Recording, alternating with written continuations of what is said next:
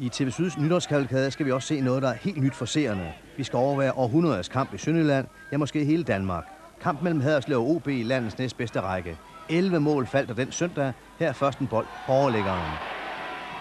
Først OB foran med 1-0, målscorer Michael Hemmingsen.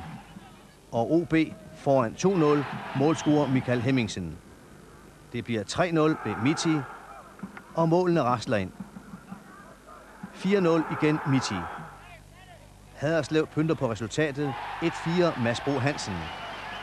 Haderslev på det nærmeste til grin. OB på 5-1 med Michael Hansen. Jesper Mortensen scorer på straffespark til 2-5. Nyt mål til Haderslev, der er 30 minutter tilbage. Og nu bliver det spændende. 3 minutter senere Lars Mini Hansen til 3-5. Det ligner noget.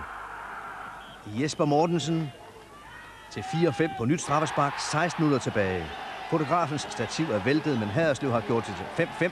10 minutter før tid. Jublen er stor. Jublen afløses nu af ekstage. Haderslev har gjort det umulige. 6-5 på et mål i de sidste sekunder af Poul Henriksen. Haderslevs træner Frank Andersen har aldrig været ude for noget lignende, efter hans hold var bagud med 4-0 og 5-1. Haderslev har banket tophold OB med 6-5. Man er selvfølgelig euforisk, og jeg kan kun sige, som spiller og som træner, det er i hvert fald det største, jeg nogensinde har prøvet, det største øjeblik. Og det kan ikke beskrives, så når det skal opleves. Så dem, der har prøvet at opleve det, de ved, de har en oplevelse for livet.